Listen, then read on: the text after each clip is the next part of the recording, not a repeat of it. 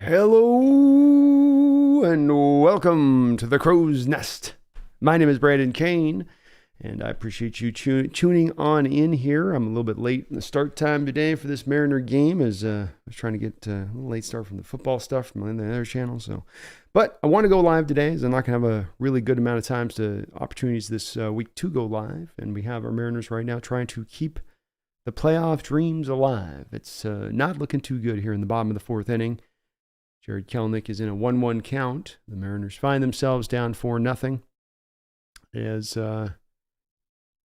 Justin Verlander is his typical dealing self, and Luis Castillo has kind of had to struggle to find his way through it. Maybe not his grade A stuff today that he normally has.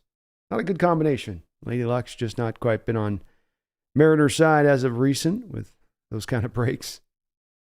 But a lot of game left to play. We'll see what goes down. Megan says, Mom's home tomorrow, Megan? That's awesome. That's awesome to hear, Megan. I hope she is feeling a lot better.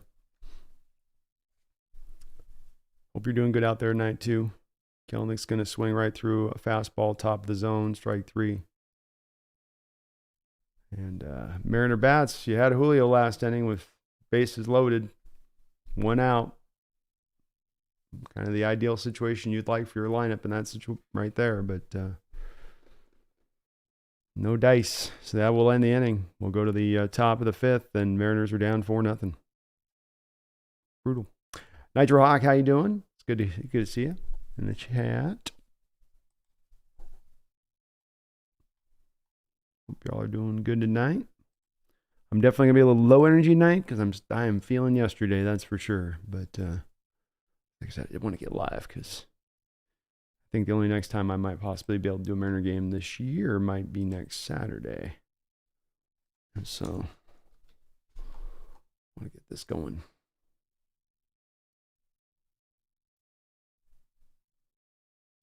Get it going.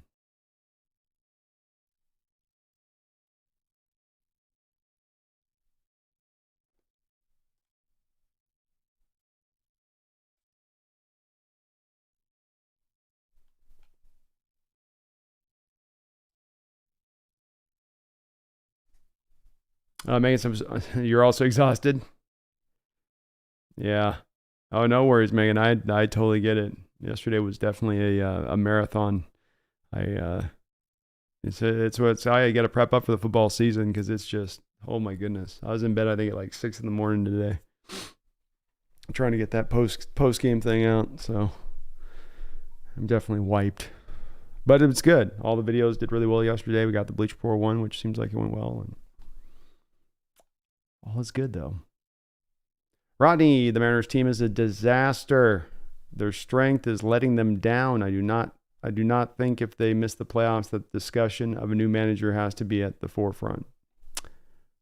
Yeah, I don't think it's for me either, Rodney. The biggest issue right now, I've got some question marks with service at times. But at the same point in time, I think this team probably, when it gets down to the bottom line of its record, is, probably performed to, the talent level that you have.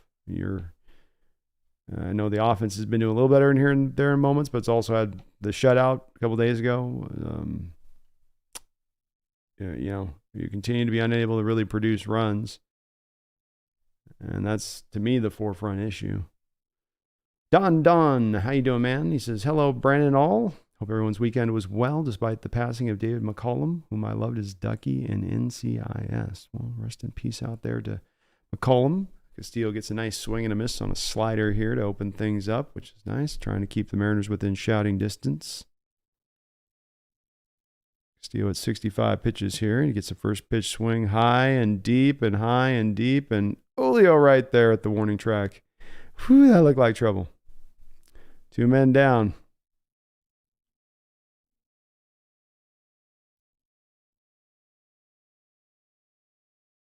Megan, I haven't slept since Mom's been sick. Oof, you gotta be beat. And the M's are really starting to burn me out. Yeah, I got, and I gotta be honest, I mean, I was right around here in the mid-season mark where it was just, it's you could kind of see what this team was. I'm don't get me wrong, in this situation, I'm hopeful that they turn this around and can make a magic run. I mean, they've shown they've got a little magic in them, but at the same point in time, it's been a frustrating season when you're hoping the team could become a contender, and it just was kind of more along the lines of where it was at last year, and certainly not what Castillo is living in the high side of the zone here with Yordan Alvarez, who already has a home run in this game. And it's not where you want to live with this guy. Alvarez hit the home run off his shoe tops. And Castillo's got an 0-2 count here. Be nice to get through a nice fast inning here for Castillo, be able to keep him out there a little longer in this game. Swing and a miss, beautiful pitch, 97-mile-an-hour fastball off the plate. That's why they say waste one at times. 0-2 if you got a power hitter, waste one. Throw that slider with a little extra juice. Tuck that fastball a couple extra inches off the plate. Don't give the guy an opportunity to even hit it. See if you can give him swinging and missing. And that's what they did with Yordan right there. But I share your frustration. I share your burnout feeling on it too in utero. I'm going to be definitely doing some videos this offseason covering the Mariners. There's going to be a Shohei video I'm going to be having coming out soon. We're going to definitely keep adding the content. We're going to be watching this offseason. Do you go strong now? The Mariners the fans have given you the support. You've gotten the 2 straight seasons of high ticket sales. They always, even when they're bad, at least have decent ticket sales versus other baseball teams that can't pay people to show up. So now, do you reward that? It's startlingly clear as to what is needed here. And that is, to me, a supreme injection of offense. The rotation will settle itself out. I think Dipoto has shown he can put a bullpen together now, midseason, whenever. He can put a bullpen together. But the hitting is the issue. This is what we got to deal with, I think. Nitro, as much as I hate the Rams, I feel like they are one of the more likable Rams teams. It's hard for me to get to the likable point on that, Nitro. They're a division rival. It's just, I can't get there, I just can't do it. Nitro says, I'm going to pretend like you didn't just say that. Me too. Big Country, howdy. Watched about 1.5 inning and changed the channel. Very frustrating. Yeah, it is. We're all kind of, I think, feeling the same thing, right? Like we're just all in that sort of famous, like, come on, give us something here, Make it at least a challenge here for these teams. But you look outclassed right now. You look like you got outclassed by the Dodgers in that sweep. You look like you got outclassed by the Rangers in that sweep. You start things off here. You're down 4-0, looking getting outclassed to the Astros, and you go, goodness, man.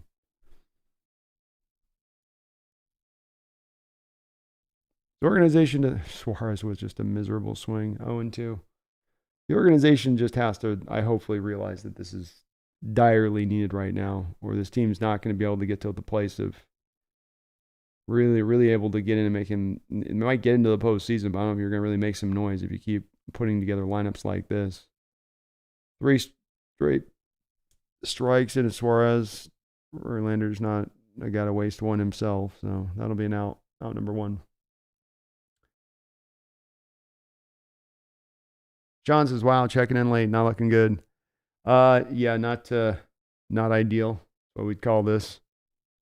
Julio had the bases loaded, 1 out, an opportunity to tie it up in 1 swing, or just even chip away a little bit at this lead, but he ground out into a double play. Such has been the way. He ground into a double play. Verlander 1 out here now. Ty France up the plate. We'll take strike 1.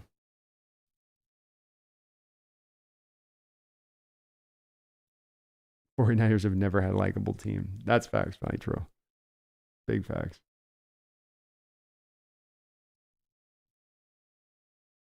Sean says, I've been saying all year that we're at least 2 bats away. Just look at the Houston lineup and their batting averages didn't compare to ours. And this isn't the only team you can do that with. I mean, you could have done that with the Rangers team too, or the Dodgers team too, or, go down the line. It's not just it's an offense that doesn't work. It's not properly assembled for this stadium. France is going to hit this on the ground to third base side, and that'll be thrown out. 2-man down. We need to retool this together. And it's got to be not on the back of hoping some young player, some young hitter is going to be fantastic. You got to do it on the back of finding some professional hitters. And I think 2 bats is a good way to say it. You have Teoscar going, so it might be 3 bats you have to find if he goes. But hope to God they're not just sitting there doing a trust the process thing throughout this offseason. Like, well, there's really no one out there to spend any money on, so we're just going to, save the money for eventual extensions for Logan Gilbert and George Kirby and Cal Raleigh. So, we just want to make sure we're saving that money aside for them. So we're just going to hang here and just kind of, wait for the development of our young hitters. It's stocked down low, it's really stocked. This ball is hit on the ground to the first base side, snaggled up by the first baseman, and he will throw to the pitcher for a out. Rodney, how about those Broncos, Brandon? Looks like Sean Payton has made that team worse. Over 700 yards given up. The funny thing was the last line of possession was almost even. The funny thing is that the time of possession was almost even. That team is horrible. Yeah, it speaks to Rodney how many easy touchdowns there were for the Broncos or the Dolphins where they were just getting up the field like a track meet. Sean Payton's in a place right now where it's not a good look on him. This is when you're going to pipe up and talk about Hackett doing one of the worst coaching jobs ever last year and put the blame on him for that. And then you come out and the team looks worse underneath you. It's an unfortunate look. It really is. And I kind of don't understand what Payton did in that situation anyway, when he walked into there, or what the Broncos were really looking to do. Because there was this whole thing of we're going to salvage Russell Wilson. And, yet he's going to so easily and quickly bail off Russ, I think. And it just goes to show he's just a little bit frenetic in his thought process of what he wants to do and how he wants to get there. And I would have thought he had much more of you could see the plan of what Payton was going to attempt to do down the line. Right now, I don't see that. And certainly doesn't look like he's got necessarily the players bought in. It doesn't have Russell in the vicinity of being fixed. In fact, the opposite direction that seems to be going, though Russell's not really at fault for the past 2 weeks. But glad it's not my team. I'll say that.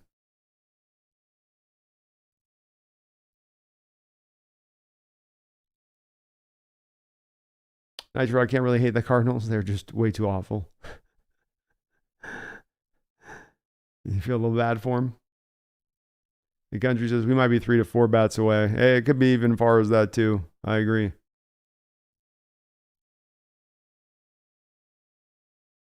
You really don't know for sure what you're getting out of left field. Teoscar Hernandez is going to go. You don't know what you're getting out of right field.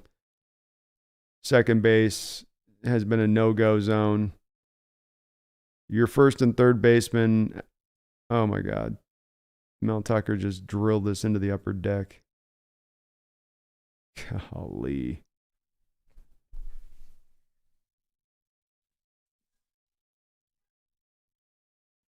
Ja.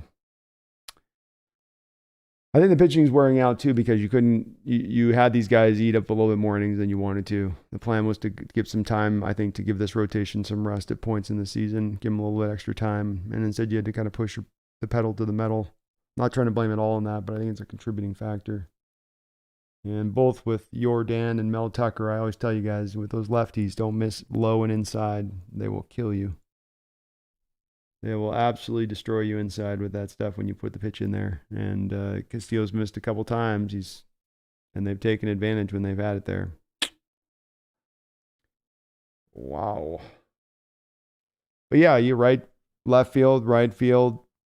You got a first baseman who's supposed to hit for average that doesn't, but also doesn't have as much power as you normally typically like to get from first base. You have a third baseman who's a strikeout machine, although he's a good fielder and gives you some pretty good power, but doesn't give you any average. I mean, Yeah, there's a lot of places we could address.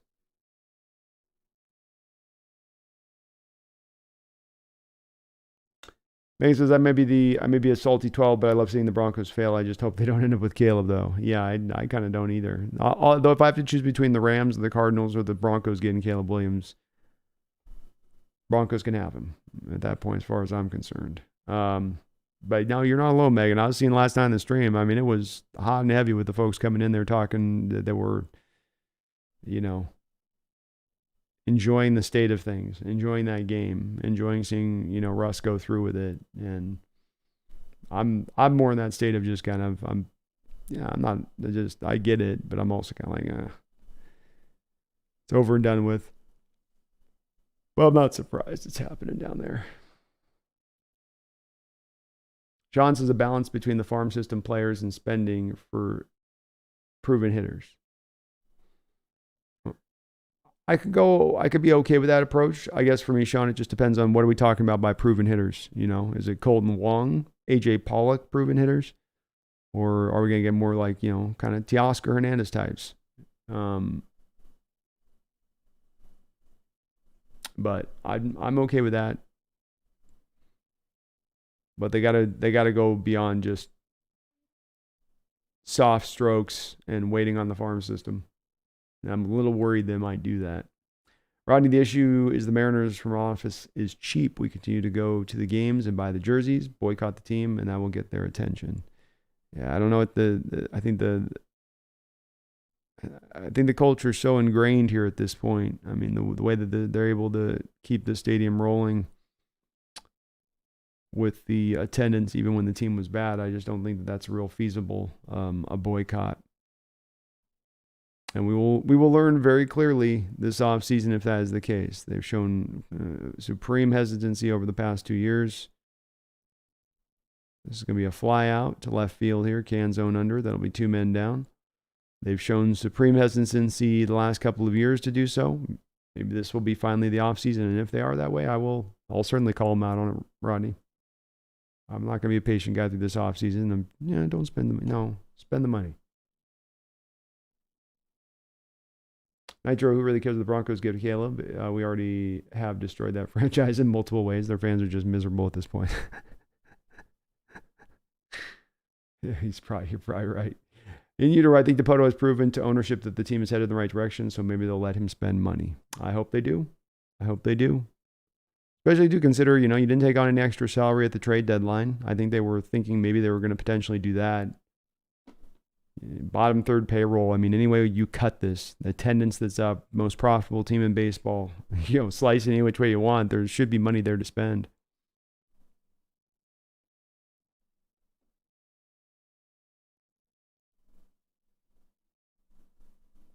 John says, weren't they saying a couple of years ago that they were only a quarterback away from the Super Bowl? I think they were saying that. I haven't seen the news. Perna selling new shirts. The shirts say I'm dying inside, and the logo horse is dead.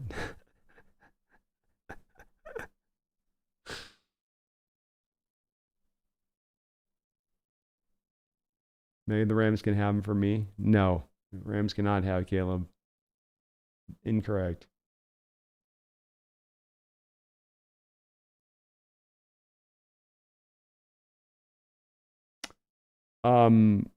Two out hit here out to right field by Pena. Big Country, Robbie Ray, and Gonzalez injuries had more of an impact than losing Sewald. Agreed. Yeah, because I think if you could have rested this rotation up a little bit through the end of August, start of September, especially some of the young arms out there, I'd reckon, I guess those guys are a little tired, and that would have been probably beneficial to them to have a bit of that, maybe a start off, maybe give them an extra week. It's a long season in baseball. Have that opportunity to do that wouldn't be the worst thing. But I do agree. Williams says, without Ray and Marco, we were actually getting by decently with our minor league call-ups. We were. They did a good job by hanging in there and holding on, considering, the loss of those guys. But I think that those young guys aren't probably not where they're going to be at as far as stamina into the future. I think that pitch count this year challenged these pitchers in a way that's never been happened in recent years of baseball, which is an adjustment period and which is going to cause pitchers, I think, if you look at it the course of a longer season, it's going to make them get more tired out because you're not having that time in between pitches. It's more of, bam, bam, bam, bam. And so I would think that that's going to fatigue a little bit more. But these are all guesses, of course. Those guys' injuries, though, did hurt. Not having that depth to call upon did hurt. It was one thing you were thinking you're going to be able to lean on this season. John Lee, Tino Martinez type, John Olerud types, for example. Yeah.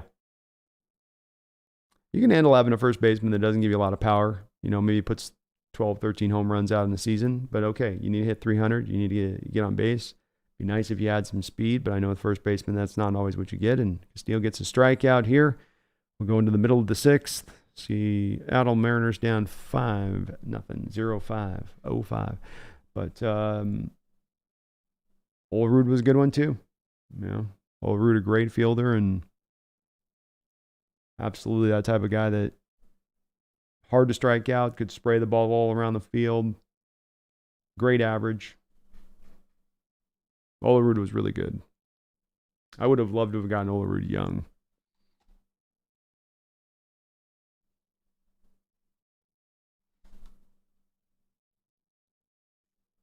Megan says, do you think the M's front office will go for Ohtani? I don't think they have the nuts to do it.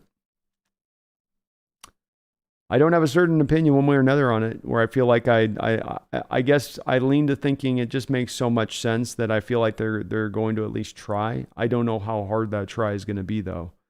Hey, Shohei, here's a 7-year contract for $230 million, and the Dodgers come in and say, hey, Shohei, here's a contract of 7 years for $350 million. And the Mariners are like, too expensive. Then that would be along like what you talk about, where they wouldn't, it's really about not having the nuts to do it. I don't think, I really don't think that there's some. By the way, Megan, they're doing a Thunder from Down Under at the Muckleshoot Casino right now, Megan. An Australian Thunder from Down Under male strip. They're advertising a male strip thing at Muckleshoot Casino, Megan. And it's called the Thunder. I'm not kidding you, by the way. It might sound like I'm BSing you. They're calling it the Thunder from Down Under, and they got the guys dancing like the Magic Mike movie out there at the Muckleshoot Casino. Woo, I guess it's been hard to get some musical acts down there at the Muckleshoot, huh? Business a little tight in this recession. Got to get creative with it, I guess. But they should go for Ohtani. They should. It makes it so much easier going for Ohtani. It simplifies things down the line so much more. So much more. But it will take the stones to do it. It will take the willingness to spend the money. I don't know how you couldn't sell that to ownership, though, with the Japanese market that we have in Seattle and that contingent that would show up alone and would be at the games. I just feel like that would. I'm not saying it's like it pays for itself, but it kind of partially pays for itself a little bit in that respect. 1-1 count here to start out the inning for Josh Rojas, who is 1 for 1 with a single in the third, 1-2. Verlander's done a very good job in this game, as he always does, of staying on top of counts. He's not a guy that's very wasteful. He doesn't mess about with his pitches. He's just going to come right after you.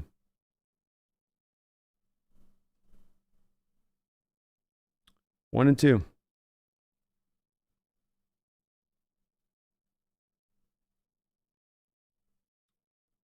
Fouled off.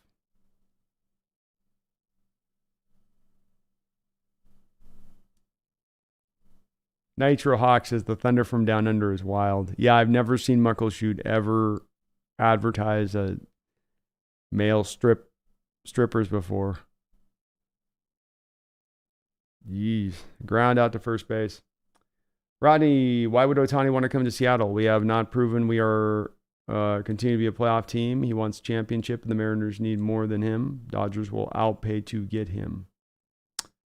You might be right. I mean, that's just like kind of what I'm talking about here, where a team comes in and they're willing to spend more in Seattle.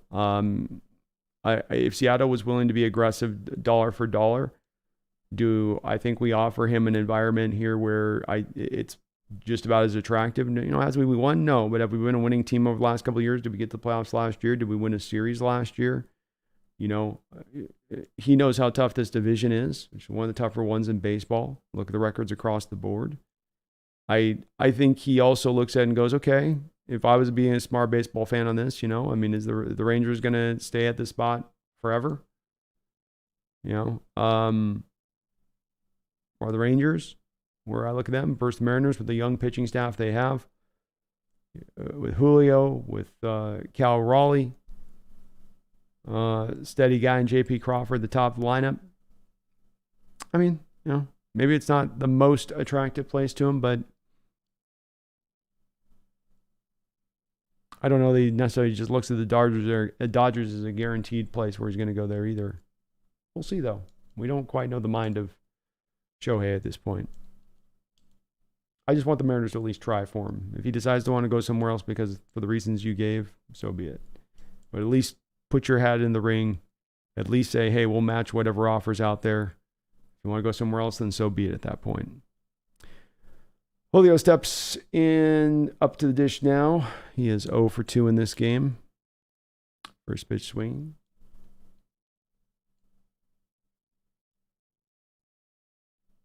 David Daniels says, so is our season over? We're going to lose tonight. It does come down tomorrow, and you pretty much got to win every single rest of your games, in my opinion, to get in at that point. You can't have any more losses. Julio's going to pop this one out to first base in foul territory, and he's going to make the catch.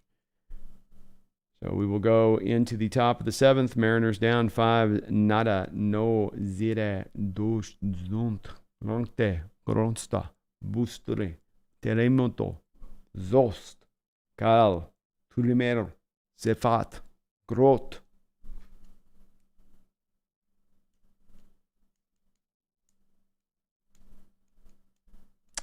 Megan asked, do I think Megan could convince? Do I think Ichiro could convince him? I think Ichiro could if he was willing to pull that card. I don't know if Ichiro is willing to pull that card, but I think he could. It couldn't hurt. He looks up to Ichiro. Ichiro just goes to him and says, "Hey, don't this whole I gotta get my own legacy thing. How about we build this Japanese legacy thing here in Seattle? How about this is the pipeline we build as a legacy? It starts with me, and you complete the promise that I started." And then we just have this wonderful pipeline, this Pacific pipeline that we will go to into the future. And Seattle will be like Japan.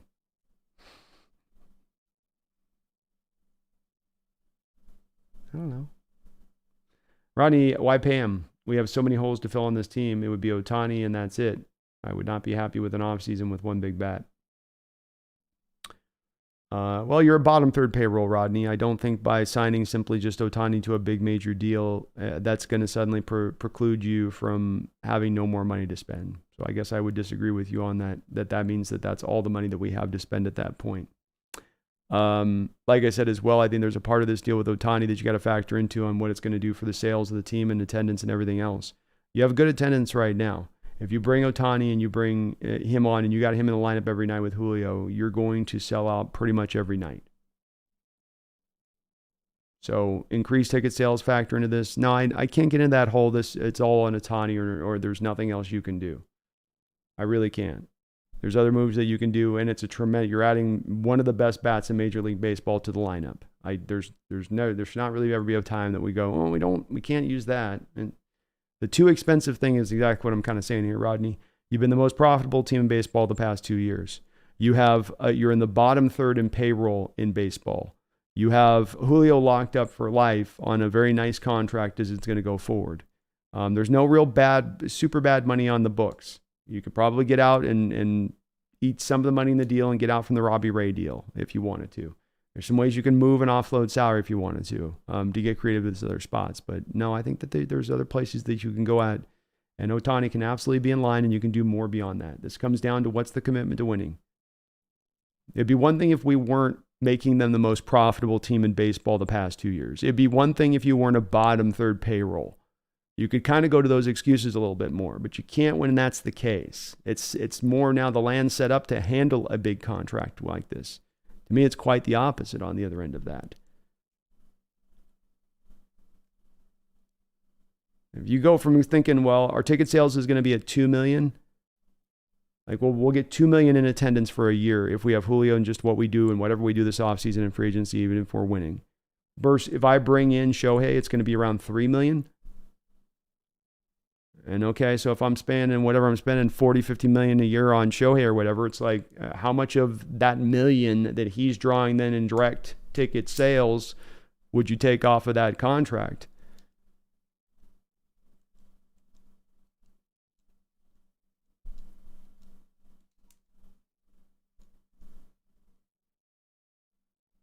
I just can't get into the whole we're poor thing. I understand that the ownership might be cheap, but we're not poor.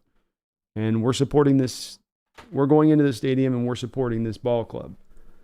So they can choose not to spend money, but that doesn't mean there's not the money there to spend. That means they're choosing not to spend the money.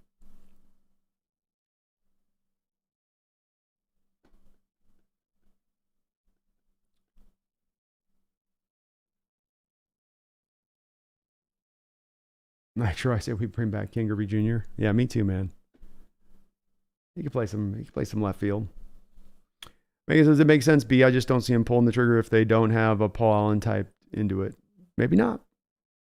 It's definitely, you're going to have every team in Major League Baseball courting him. Ball is batted on the ground. Nice play by Suarez to get the man lead runner at second base, but Altuve will get to second.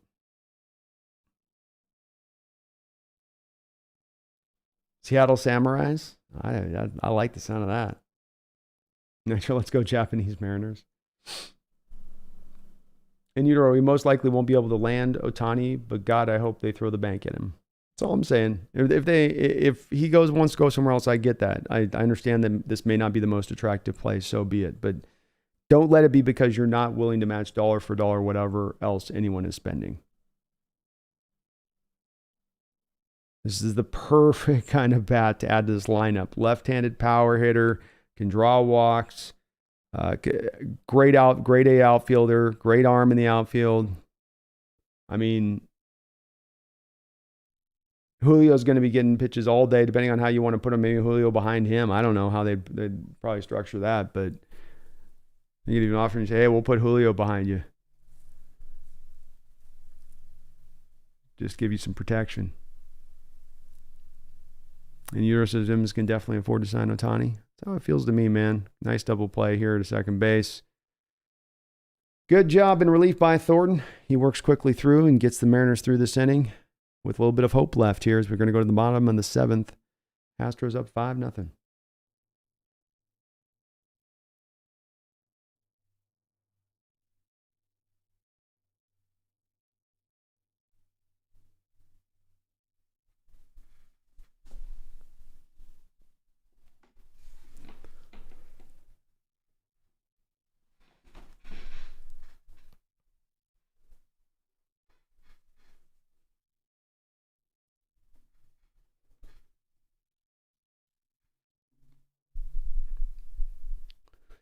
Mariners can do here. Rally time Mariners is right. Let's just come on, guys. We got Cal Raleigh, Teoscar Hernandez, and Jared Kelenic coming up to the plate. Back to back home runs.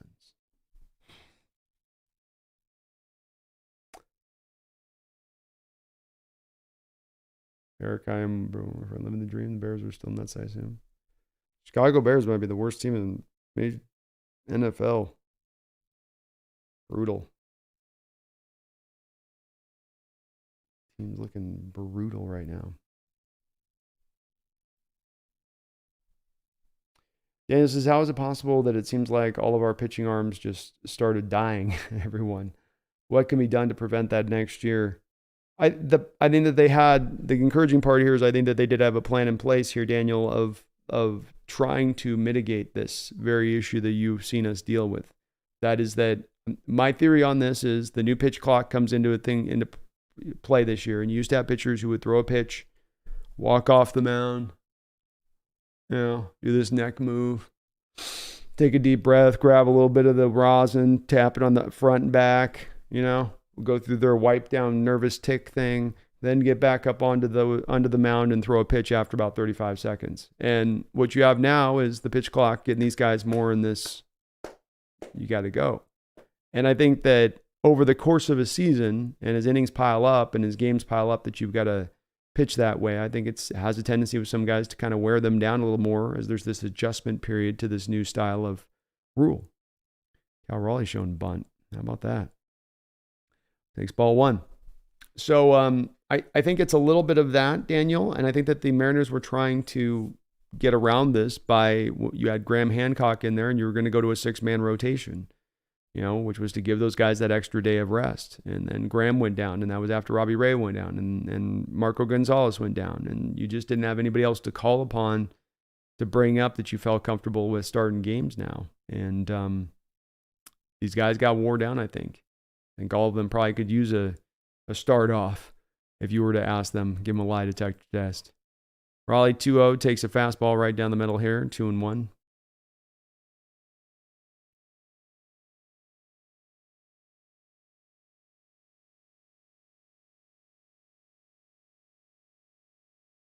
And I think when you talk about what can be done next year, Daniel, to prevent it is fly ball out into the outfield here. The play is up and made there by the left fielder. I think how you kind of get around it is you definitely want to have some length to your rotation. You want to be able to have some depth there. I think all Major League Baseball teams would be challenged pretty heavily if you start talking about, being down 3 starters of their contingent of possibilities.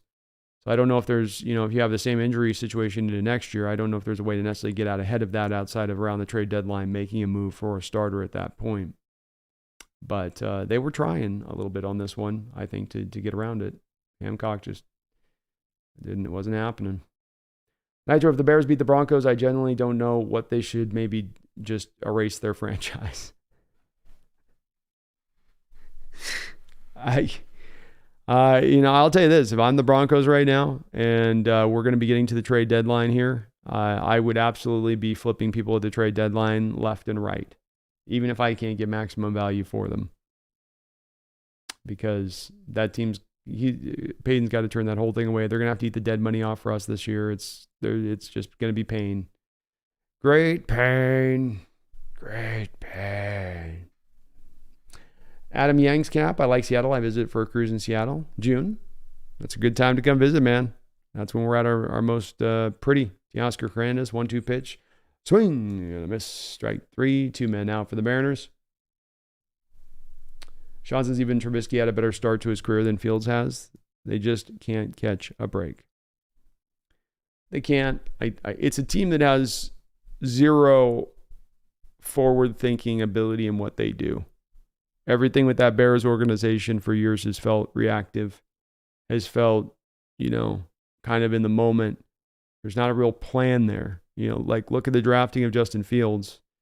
Jared Kelenic takes a breaking ball first pitch strike here. Kelenic 0 for 2 with 2 Ks already here. Verlander 1-1 pitch.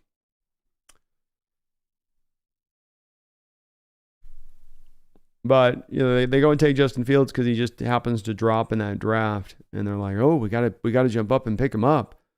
And they're at 20. I think they jumped up to like 12 or 10. They're like, "Oh, he's gonna fall," but it didn't mean that they necessarily really liked him a lot. It's just like, "Well, we have a chance to get a real talented quarterback. Go get him." And they didn't have the line in place for him, and it was just completely, "Oh, hey, he's there. Let's get him." You're not thinking through on that one, but I don't think he's help matters either. And I wasn't a big guy on him coming out. I didn't trust his throwing motion. And he was a guy with a reputation of being last in the building, first out, which you can't have at the quarterback position.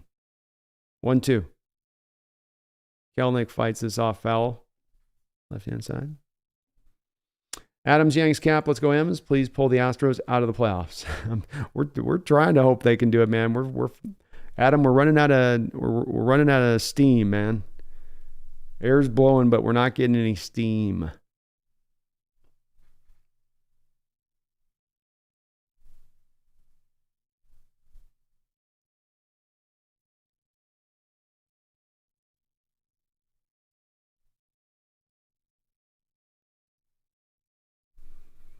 Riding the front office has had opportunities to bring in help with this pitching staff and has sat on their hands. Rich Hill is and was available. I suppose that could have been an option. Let's see, where's Rich Hill at right now? Okay.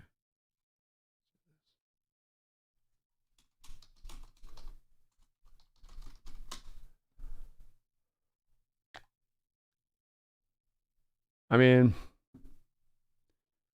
yeah, you could have gotten Rich, I guess. 7-10 right now at the 4.76 ERA, pitching on the National League. 2023, he was also an 8.8, so that's only with the Pirates since he's been there. With the Padres, he had an 8.88 ERA. I don't know if he would have been a big factor in going out there or really would have been much better in stopping runs. Maybe Rodney, maybe. I don't know if it was a no-brainer that you would bring him in, though, and he was just absolutely for sure going to take care of business. And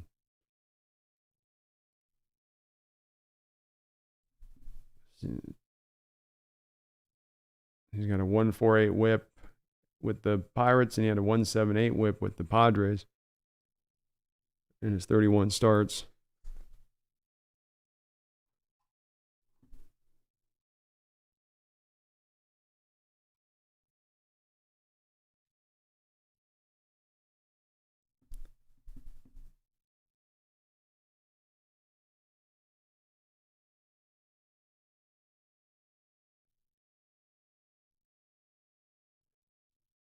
Nitro, bro, why do people care about Taylor Swift and Travis Kelce so much? I got a bunch of notifications about from ESPN and Bleacher Report. I'm pretty sure it's giving me brain damage. I don't know. I don't know.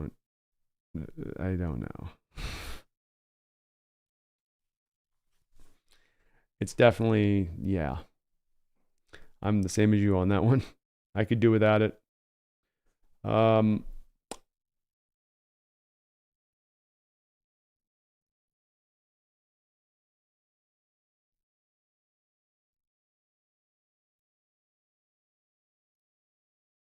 My cat's having a dream right now.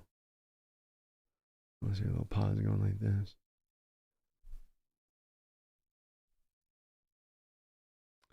M's Yank Cap. I just want the Astros to miss the playoffs. I do too, man. Trust us. Trust me, Adam. We want this just as much as you do. But unfortunately, right now, our offense is run out of hits, and our pitching staff has run out of strikes.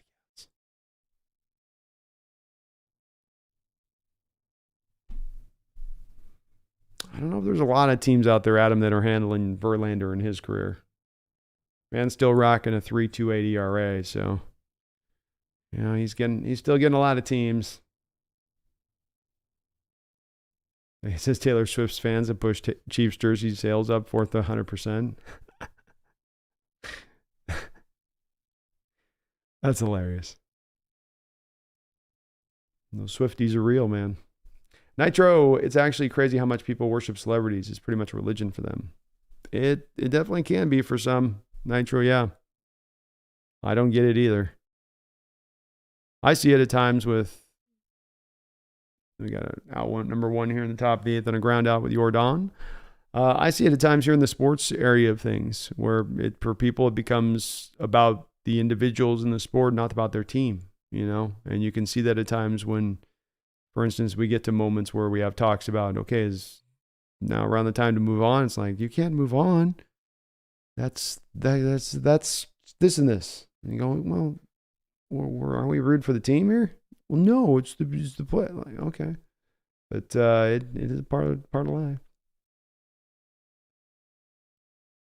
Jason France Suarez and any I'm missing that can't hit in the clutch got to go. Julio can't win every game. Agree with you there. Yeah, I agree with you there. And Ty France hitting 250 right now as soft as, I'm not soft hitting, but not exactly a hard hitting first baseman out there who has no speed and marginal defense. I know he's on like a cheap contract or whatever, but 250 with 10 home runs on the year.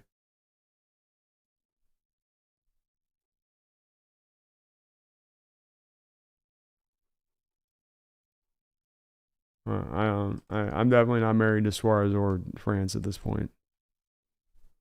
I find both those guys underwhelming.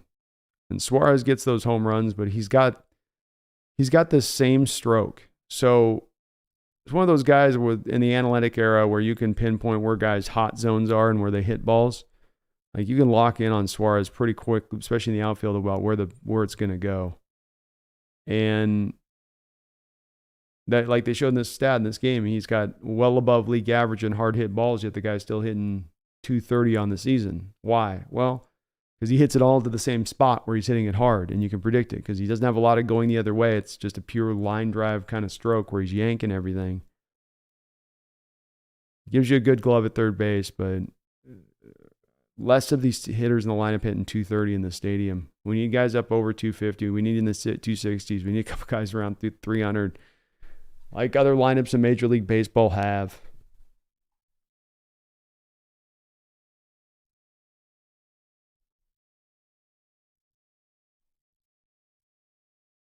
I know the Seahawks fans who said they don't know if they should cheer for the Seahawks or Broncos after the Wilson trade. Yeah, it's definitely something I was dealing with at the Russell time. And it was very annoying running the channel, trying to, analyze the team and talk about the team and what's best for the team. And you have people that are more in this, let the player decide what he wants. What does he want to do with it? Like, what?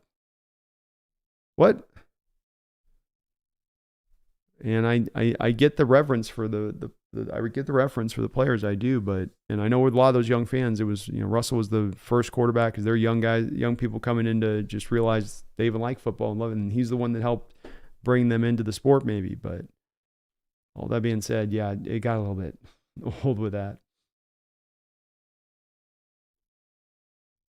Big Country says Suarez, good defense might be canceled out with the amount of strikeouts he has and a low batting average. Also, his power is declining. Very true. Great points there, Big Country. Great points. Defense is only going to get you so far when your bat has so many limitations to it. And I do think that's where, again, with France and Suarez, to me, we talk about, okay, you can't go into free agency. Let's say it's a tiny guy. You got to go out into free agency. You got to make a trade. Okay, well, maybe now you can kind of go find more of that impactful bat where you're offering the team, here's a Suarez, and then here's our grade A prospect that we're giving you for this player, where now you've got a prospect coming, and then you're also getting at least a margin, a major league hitter that you can add into your lineup. Not that either of those guys are going to carry your lineup. There's a reason we're trading them, but they're not just completely like useless hitters or of no value. 1-2 count here. Foul back. Jason says, I thought France would have developed into a great hitter last year, beginning of the year. Great. Where's that guy? I asked the same question of you. We all expected, I think, for him to be taking the same step forward.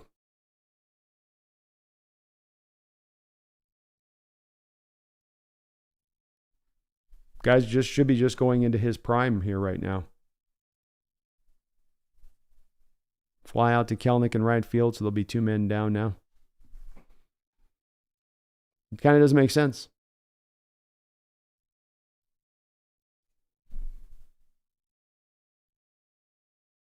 You get him with his first real full major league season, 2021, hitting 291, 18 bombs.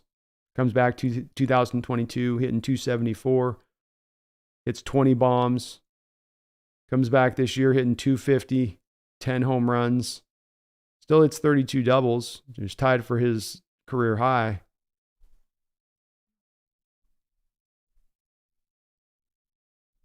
But he also set a career high for strikeouts, 114. And if you're not going to be a power hitter, you're supposed to be a spray the ball around the yard hitter. I get base hits hitter. You need to get the strikeout numbers lower down. One of the guys that is a problem in this lineup with that, even though I know Suarez has a lot more, you stack too many of these hitters in this lineup that have that fall prey to that.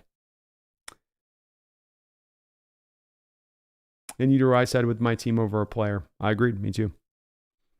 That's the way I am with this as well. I'll celebrate all these players when they're there, and if they've done something legendary here, celebrate them after they're gone. But, it is the team at the end of the day that we got to remember that's the eye on the prize. We want to see the team do well above anything else. Nitro, I've had one of my friends over to watch the Seahawks versus Bronco game, and I was so hyped for obvious reasons, and he was sitting there like a brick wall. I haven't had him over to watch a game again. Oh, Lordy. Was he a Russ guy? Was that the problem? Yeah, you got to be careful with your company when you watch a football game. I mean, I got to the point before I was doing the live streams where I would just watch it alone because I'd have people around me at times that would just annoy me with questions or whatnot, or, I'm just like, let me watch. But got to be careful on that. And, the majority of loyal Russ fans aren't truly Seahawks fans. It might be the case.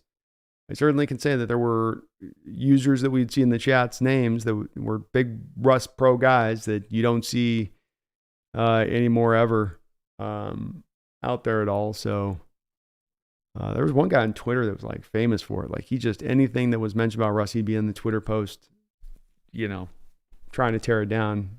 People started accusing him of being a paid guy by Russ's people or something, a Team 3 spokesman or something.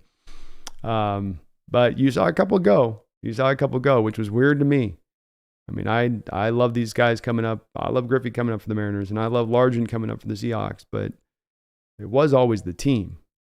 And that there wasn't like either of those two guys. When Griffey was traded, it was like, okay, I'm not going to be a Reds fan. No.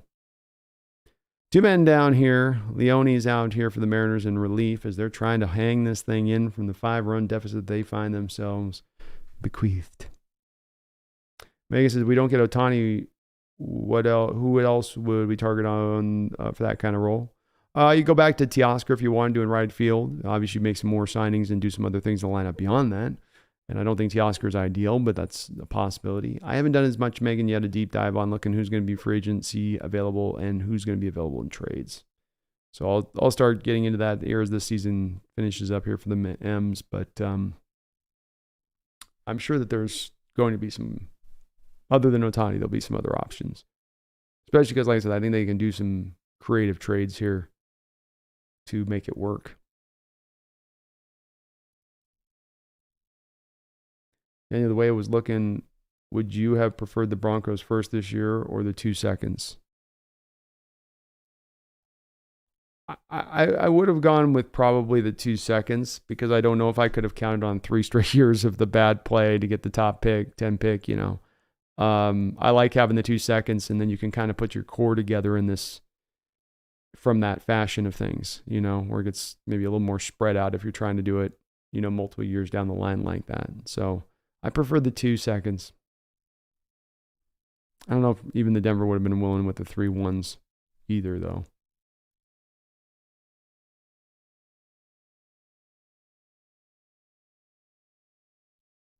Good question, though. Utero says, they're just Russ fans first and foremost. Yeah. So I guess they're going to stop being football fans here maybe pretty soon, Utero, because I don't know how long Russ is going to continue to be playing here.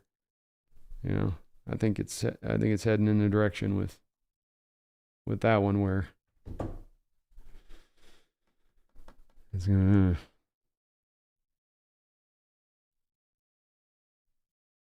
to. Megan says, my mother knows not to call me when we stream, and if she does, we're streaming, and hang up. Nitro, it's funny, though, because his family was crying after the Gonzaga versus UCLA game last March Madness. I love the Zags so much, but crying is kind of weird.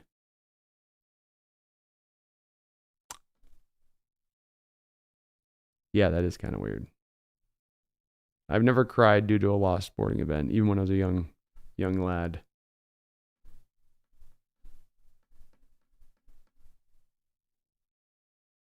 JL says this is getting brutal. We're going to lose every game. Might as well start beating people. It's not like they don't deserve it. We're out of the playoffs. It's payback time. Let's start drilling people.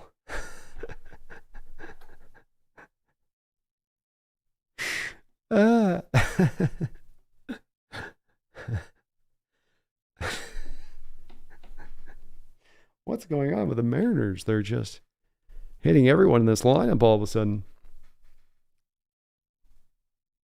Daniel, yeah, and if Denver ends up drafting 10 to 20th overall, that player might not even be better than what Boye Mafe is starting to look like against the, again, not a superstar, but good run defender and pass rusher. Exactly.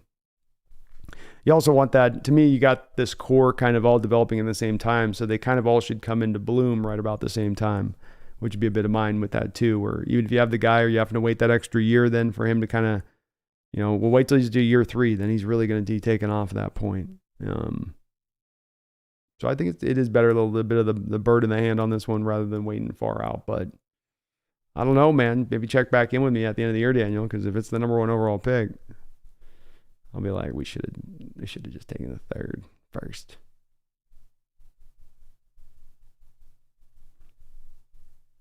And Yuro says, I cried when we won the Super Bowl. Oh, that's fair, man. That's fair. First championship you'd seen in your life from a Seattle team.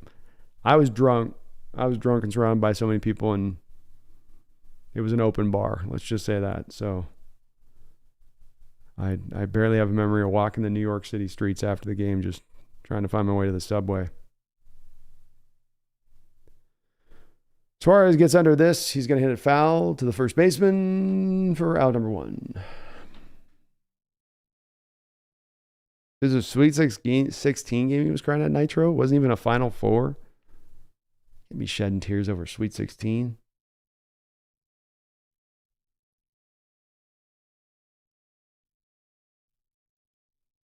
Yeah, so for the fans, give them something better to cheer for. I agree, JL. Sad, man. That stadium, right now is packed.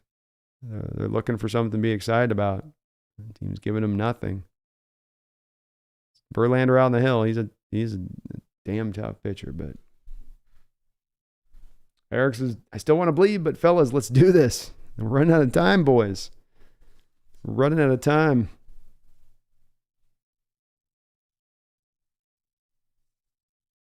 (1-0) here to tie France. Mariners haven't even really come close in this game to laying much hard contact on Verlander. Just 2 hits through 8 innings.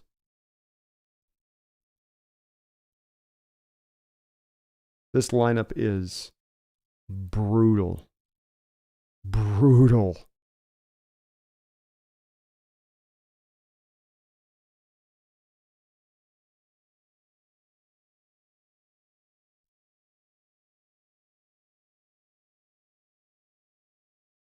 Big Country says time to hang the most profitable team in baseball banner. Seriously. That's what fans, you guys talk about, like fans, like boycotting. What we should do is we should collect together and get like a big tarp sign on it that they drape over the top when they go into games. France hits this meekly up into third base. This will be out number 3. And we're going to go to, we got one more out here, which I'm sure is shortly coming. Just put a banner that says most profitable team in baseball, like a mock banner. Drape it over the front side of like the second deck or something.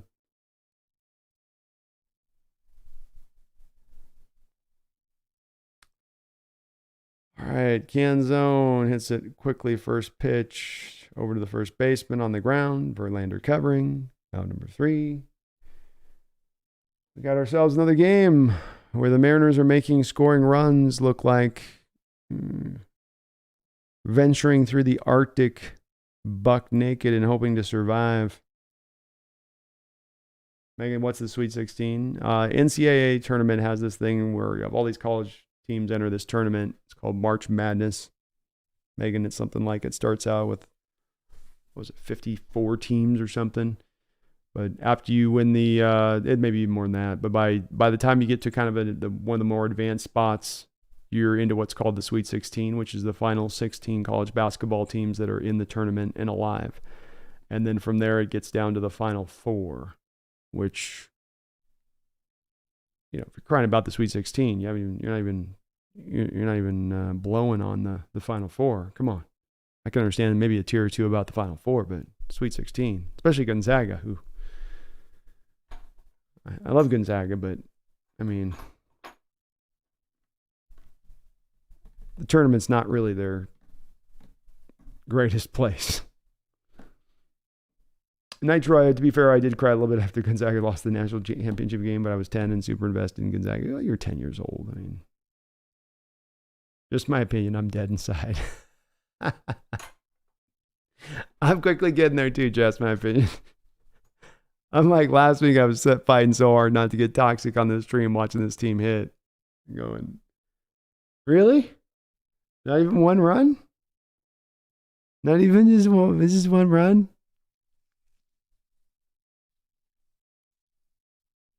I think my head's turning towards the Kraken now. I don't blame you.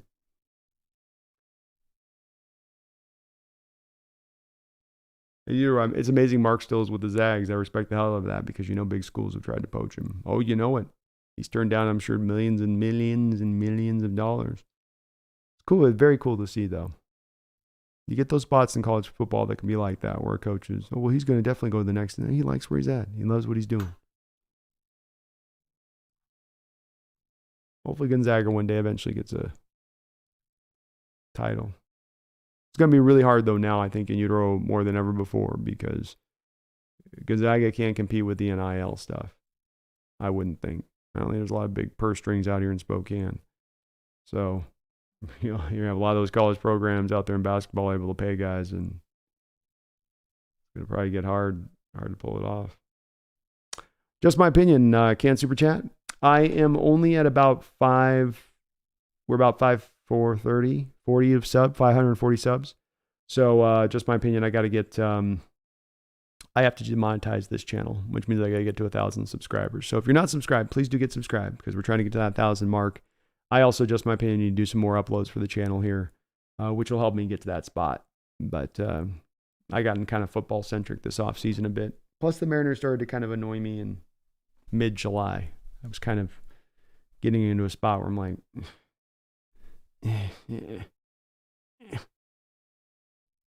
Nitro Hawk, Gonzaga's actually doing pretty well with the NIL. All right, go Spokane.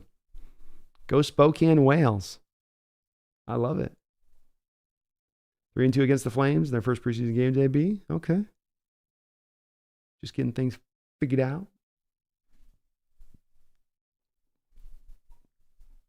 Strike 3 there by Leone. Got to give this Mariner bullpen, I think, a good amount of credit.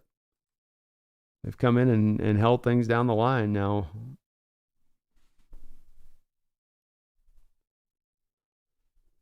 For the offense to try something. This scintillating action. Rodney says, why do we want this team in the playoffs? And this lineup is horrific. Well, as they say, Rodney, once you get in the playoffs, anything can happen. But they're not looking like they want it here right now. Verlander's pitched a hell of a game, but 2 hits, 8 strikeouts, only 1 walk.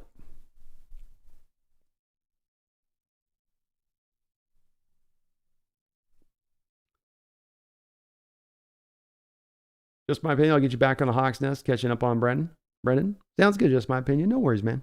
Appreciate you on that.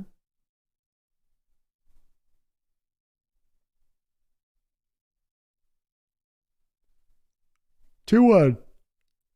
Top of the 9th inning, 1 out. Mariners down 5-0.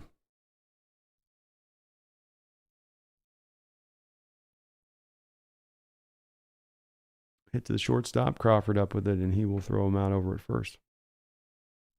2 down. Y2K says, I'm still excited on this team in the long term. Me too, man. Me too. There's a good foundation in place here. Just my opinion says you'll be catching permanent and Grossi in the coming years. Oh, Perna. You'll be catching Perna and Grossi in the coming years. I'd love to work with those guys, man. They're big dogs, though, just my opinion. I mean, they got hundreds and hundreds of thousands of subscribers, so I'm a ways off. Those guys. I think I gotta start doing some more humorous bits for the channel. I think that does go pretty far on getting the subs up a bit. But they do great work, man. They do. I'd love to be into that range of things. That's definitely the goal, for sure. Appreciate you saying that, though.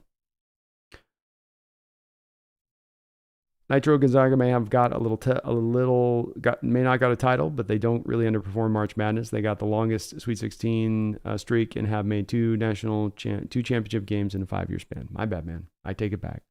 I was kind of just messing with you a little bit more than anything else. I knew it was probably gonna trigger you a little bit, but no, they're good. They're a good program. Feels just like we can't ever quite crack through, even when they got a really strong team or the obvious team to get it done. And yeah, there's a lot to be excited about this Mariners in the future. We're hoping they make moves, but they've certainly got a great farm system that's been rebuilt up into one of the better ones in baseball. A young team just finding itself, money to spend. Future's looking good.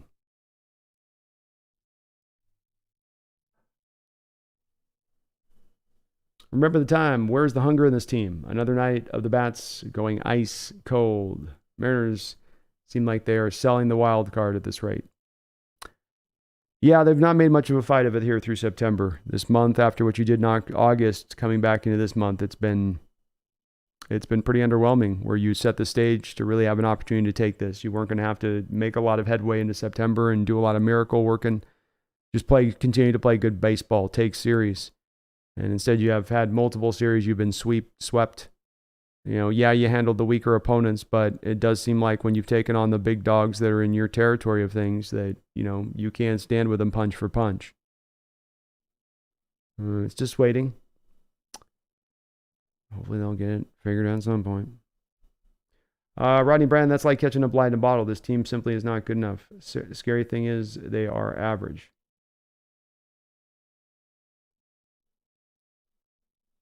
It would be like catching light in the bottle, man. It is. And it's a very low probability that if this team even was able to somehow grind its way in the playoffs, that it would do anything once it was in the playoffs. But I'm never going to be as a fan to say it's worse or it's bad for the team to go into the playoffs. It's nothing but a benefit to the team. You get a couple of days of extra ticket sales. We're talking about Rodney having to sign these free agents. That's extra money in the pocket of the ownership. You give players playoff experience, which is unique to the Major League Baseball season. That's a benefit into the future. There's nothing but a positive in going into the playoffs. So I even if you can't win it, there's still some takeaways that are beneficial to you. 1-1 count here to Jose Altuve. 2 men out. Runner on first after the walk. Fouled. 1-2. Nitro says, I was just saying that's what Gonzaga has done in general. I know you weren't being serious about the underperforming thing. No, they've been good. They've been absolutely really good. I don't think there's been one year they've gotten in there where they just got like bounced first round or whatever. They always get a couple rounds deep and in. And it's more probably to my frustration. Nitro wanted to see them knowing that, they're just, those kind of programs that all the underdog, that you'll vote for, on top of being a Washington State program, but it's a program that shouldn't be as good as it is, shouldn't be in the position it is to continue to have this kind of level of sustained success, and that they have, but then not quite able to get over the mountaintop. I'm sure you're in the same place. It's just been damn frustrating. I'm more of a Husky, but I do have appreciation for Gonzaga for what they've done. It's incredible work. Just my opinion, when you need to play more small ball, I agree with you, just my opinion. Part of what I've thought with this is that you need to get this situation to a place of more hitters in this lineup that are going to definitely bring their average up, draw walks, be able to control the zone with their bat. Meaning, as if I'm as a hitter, can lock in on a pitch on the outside corner and I know he's going to get a pitch, be it a slider or a fastball. I've got good enough bat control to be able to take that the other way. And less of it being about home run or strikeout. more speed on the base pads. Yeah, this is the way the stadium's built, just my opinion. If they want to bring up they want home run hitters so badly, I've said, then move the damn walls up across the board like 10, 15 feet. If that's what you really want.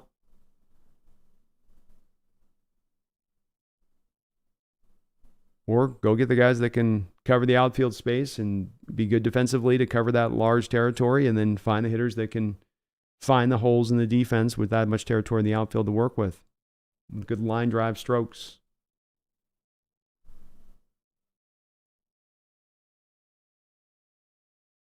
Well said, just my opinion.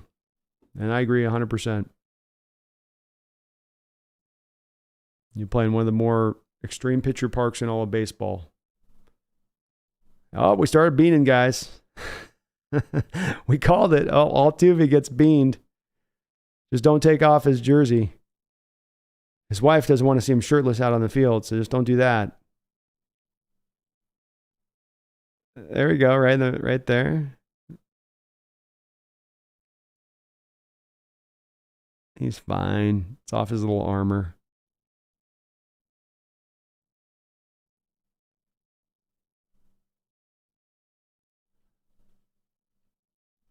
If you can't win, if you can't beat him, bean him. Astros said at the end of the day, I promise you I won't be crying over winning a Sweet 16 game. It's good to hear. Yeah, you have no idea how badly I want them to get a title. To be honest, I would rather them get a title than the Sonics come back.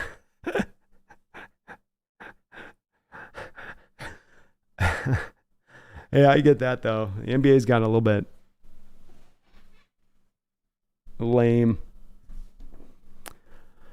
All right, let's see if we can keep this team to 5 runs. They got 2 runners on.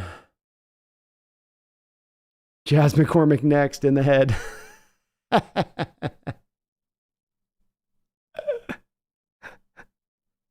be so funny. They just start beaning guys.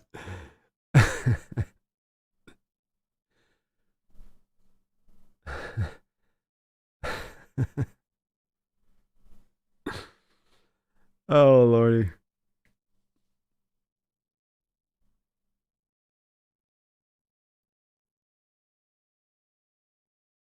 Astros have as many hits with runners in scoring position today as we have hits.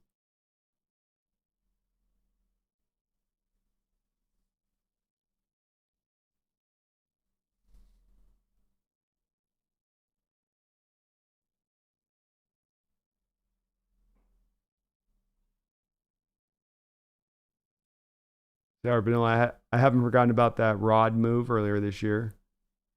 Oh, yeah.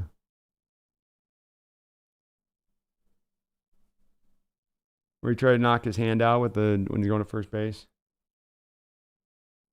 In utero, I wish we could bean Dusty Baker. You just have this random throw that leaves the hand where you like spin towards their dugout and launch it at Dusty. That just says, I know for a fact you would rather have a World Series than the Sonics back.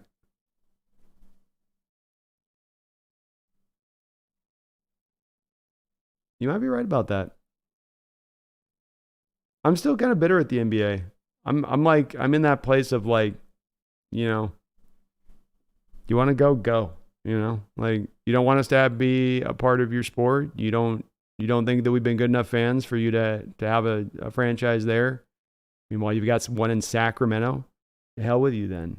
I mean, there's a little bit of that with me. I love playing, hell, I'll probably go out to the gym tonight and go shoot some hoops. I love doing that stuff, but I'm extra especially bitter about you stealing our team and doing so really in the most kind of evil of fashions where it was a steal job. It wasn't a situation you go, well, the fans didn't support the team or the city didn't support the organization.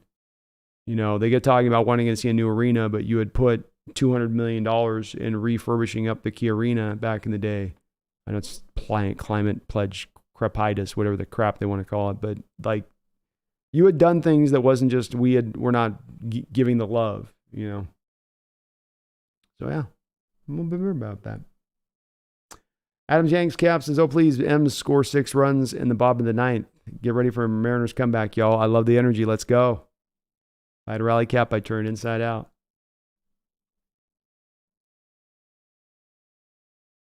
Just my opinion, they boo Altuve as hard as they laughed at the Seahawks game yesterday when they showed the Broncos score. I can confirm, Altuve, Bregman, when I was in that stadium last year for the final playoff game, all 18 innings, anytime those guys came up to bat, it was nothing but just boos from the heavens. So it's definitely still a thing. Those guys are going to be booed till they retire, I think. In utero, David Stern was the shadiest commissioner ever. I think so too, yeah. He was super suspect. The way they did that take, and then to have like your home son like Schultz stab us in the back by selling the team and knowing he's selling it to somebody who's going to move the team, but he wants to sell to that guy because that guy's going to give him more money. A man who's already a billionaire, he wants to get more money for the sale of the team. So rather than keep it in the hometown, he'll sell it to somebody he knows is going to move it so he gets a little bit extra money. Like, how effing evil do you have to be, right? Hey, how bad do you have to be to get to that point where you would do something like that?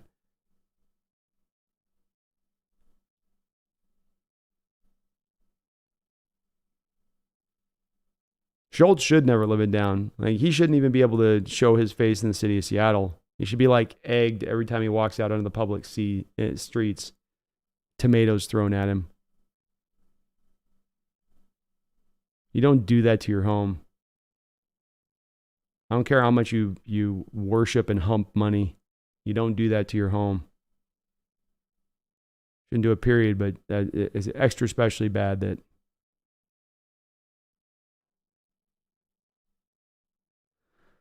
Okay, Josh Rojas up now. 1-1 now count here. Verlander looking to go for a complete game shutout here in the 9th inning.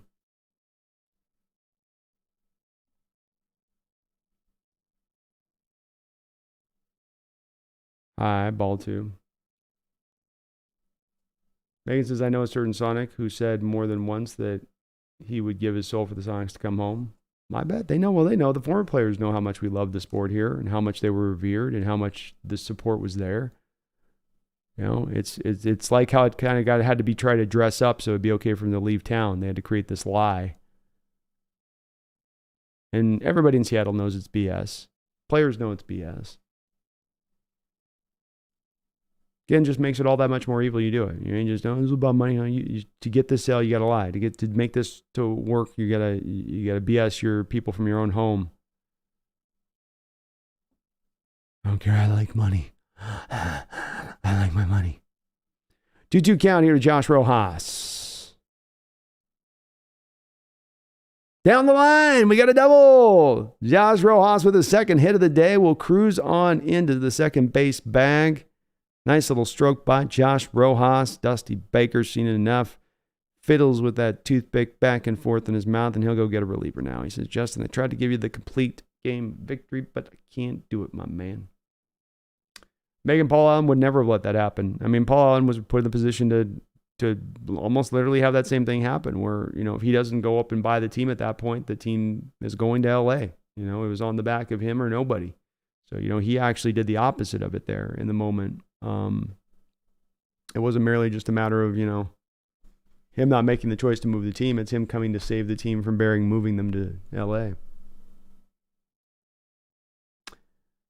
Nitro, I can guarantee if the NBA expands, they get the Sonics back and probably the Las Vegas team. Yeah, I agree.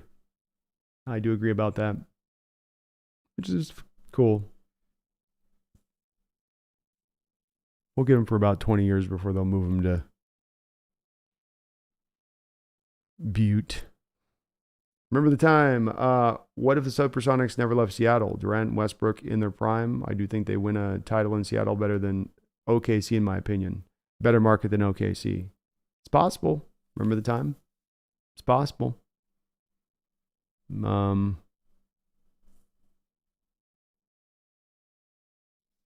They came close down there in OKC. And I think you got those guys in the playoffs and, you know, everyone turned up in that arena, in that environment.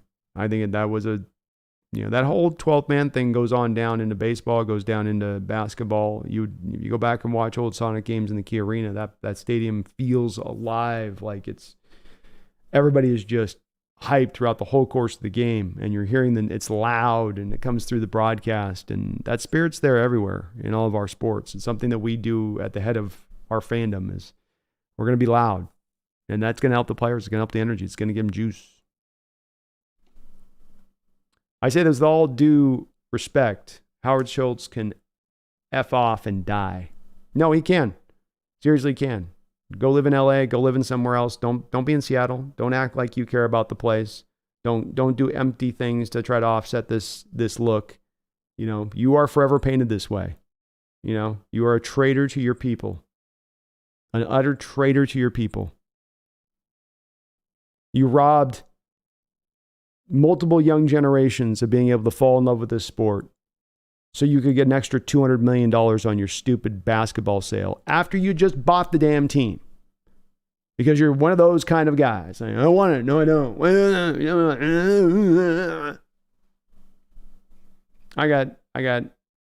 I think that guy is just a piece of work.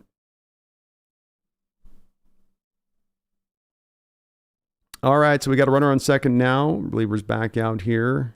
Crawford swing and a miss. Mariners do turn back over the lineup here. So you got your best bats to offer. Abreu up on the hill, though, for the Houston Astros. 1.83 ERA on the year. Hard to get around on this guy. Nitro says, I'm sure KD loves Seattle, but I doubt he would stay with them forever with how much he jumps teams. I don't know. I think he might have stayed in Seattle forever, Nitro, because who wants to live in Oklahoma City first, right? Everyone's going to try to get out of there. I don't know if I think the Seattle, he's got that kind of laid back mindset. I think Seattle would have fit him really well. This ball is hit back up the middle. This will be an easy play out over to first base. Rojas will get over to third, one man down. And Utero says before they moved to Butte really made me laugh. I'm a little toxic today, folks. You gotta have to deal with it just a bit. Mariners team's down 0-5. It's got me in a mood, some kind of mood.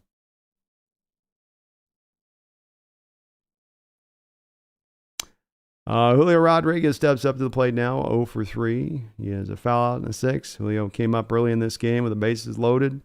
Opportunity to kind of do some damage, get back into this lead a little bit. Swings and misses through the first pitch. But bounced into a double play. Good Country says, with the way things are going, I'm going to treat this like the last M stream this season, laughing out loud. It might be at this point. I'm definitely probably not going live if we got nothing to play for. Julio hits this down the right field line. This ball is going to just die on the vine there. Is just going to die on the vine there in right field. The Mariners do get their first score of the game, but now there will be 2 outs. 5-1. Well, at least we didn't get shut out. Hey. Hey-o! But yeah, probably not Big Country. I'm going to probably do a Seahawks stream on next Saturday if it's going to go this direction of things. Cal Raleigh steps up to the plate. Outside, ball 1. Tasbury, Hockenberry, time to hit a meaningless home run, Julio.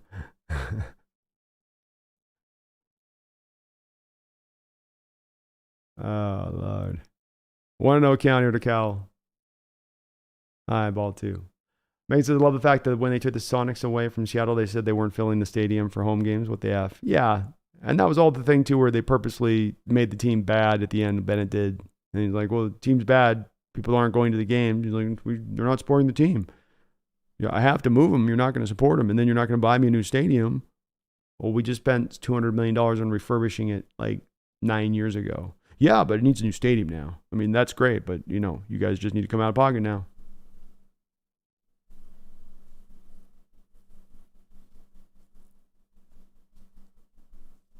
Cal takes strike 2, 2-2.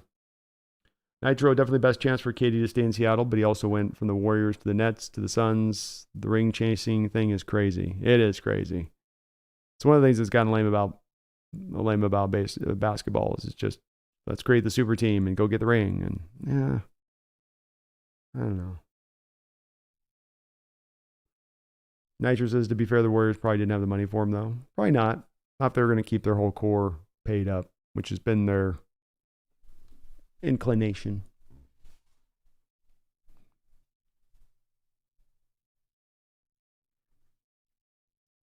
And that's the thing about the bad shape Key Arena was in. It was only like 9 or 10 years prior that you spent the money on upgrades. Cal Raleigh's going to swing at a slider down and inside, not in the strike zone, strike 3.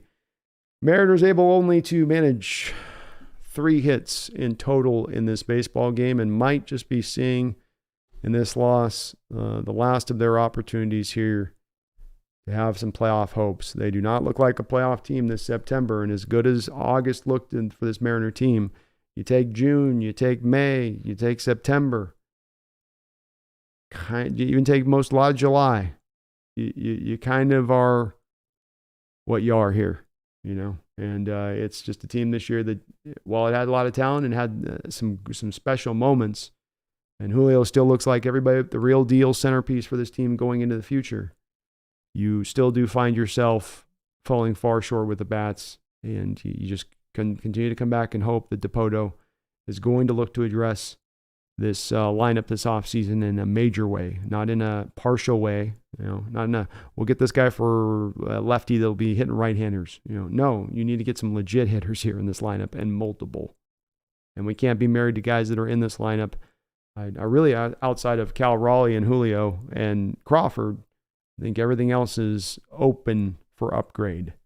I don't think anybody has solidified themselves in their position to feel like that's going to be good. Again, this game, as I've said in basically every game that we've done a recap of, you go back over and you look at the box score for the Mariners, and it's this way every single time that you look at it, and that is a small amount of walks and a high amount of strikeouts.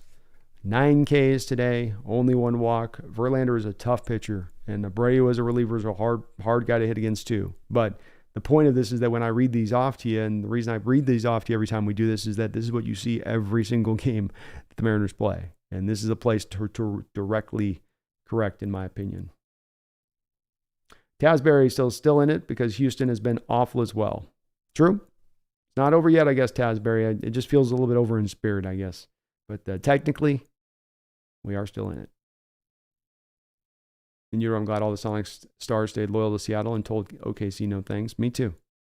Hell with y'all. Hell with y'all. Tasbury says, win the next 2 and we're okay. That's all we got to do, man. Let's go ahead and get these next 2. Definitely got to win for tomorrow for sure. That is absolute. Absolute. Nitro Hawk, Clement Pledge Arena sounds so incredibly stupid. Oh, it's so bad. Key Arena was okay. It's just, oh my Lord. You guys chose the worst name. The worst. But that's what it is. All right. Well, I might be back next Saturday if these Mariners can kind of stay into it. That'll be the next time we're going to be probably live streaming a game if possible. So hopefully they do stay in this hunt and we have something worth broadcasting about. If I can get on earlier, if I can get on some point this week, I'll try maybe. But I think the stream schedule is going to be pretty locked up over there on my football side of things.